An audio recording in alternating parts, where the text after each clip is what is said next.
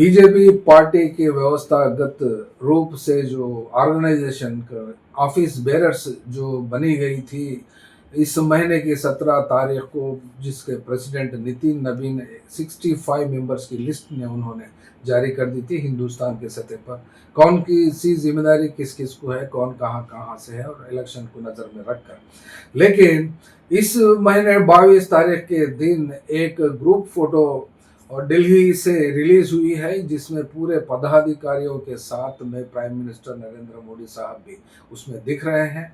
और ये भी नेशनल मीडिया पर कुछ चैनलों ने इसको क्रिटिसाइज भी किया और उसके सपोर्ट में उसको डिफेंड भी किया। लेकिन यहाँ पर एक सवाल तो सीधा आता है, prime minister is a face of BJP party और देश के बीजेपी पार्टी को चलाने वालों का नाम भी है।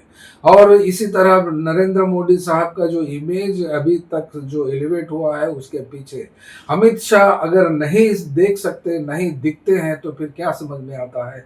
वो बात तो है गुजरात के सीएम से लेकर नरेंद्र मोदी साहब का जो जर्नी है, prime minister third time Hindustan को रूल करने के वक्त तक अमित शाह का साथ नहीं छोड़े, तो फिर इस ग्रुप फोटो में छोड़कर क्या साबित करना चाह रहे हैं। अमित शाह भी तो हिंदुस्तान के होम मिनिस्टर है। तो फिर इस सिलसिले से हिंदुस्तान के दो दो फेस वैल्यूज पे बीजेपी पार्टी जो 240 या फिर कुछ कम सीट्स भी आए हैं, तो फिर वो लोग के हिसाब से ही आए हैं। लेकिन ये सवाल उठता है कि एक पावर सेंटर ही चाहिए बीजेपी पार्टी को, वो भी प्राइम मिनिस्टर के साथ ही चाहिए क्या। ऐसा एक फीलिंग दूसरों को समझ में आता है, एक नेगेटिव इम्पैक्ट भी होता है। खैर, हमें तो कुछ ज़रूरत नहीं है, बीजेपी पार्टी का इंटरनल मैटर है। लेकिन जब देश को चलाने की और दुनिया की सबसे बड़ी पार्टी अगर बीजेपी है, तो सबकी नज़र उसके ऊपर रहते भी है और रहना भी चाहिए। वो इसलिए कि कौन किधर जाते हैं और क्या काम करते हैं, इसके ऊपर तो सख्त नज़र हिंदुस्तान के अलावा भी बाहर के मुल्क के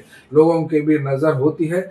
तो फिर ये फेयर मीडिया नेशनल ये चैनल हिंदी में, चाहे इसको मिक्सड लैंग्वेज समझ सकते हैं, उर्दू हिंदी मिलाकर हो या फिर हिंदुस्तानी हो, इस चैनल में हम रोज़ एक या दो वीडियोस शेयर करेंगे, जिसके लिए उम्मीद है आपसे इसको सब्सक्राइब करेंगे, लाइक और शेयर करेंगे।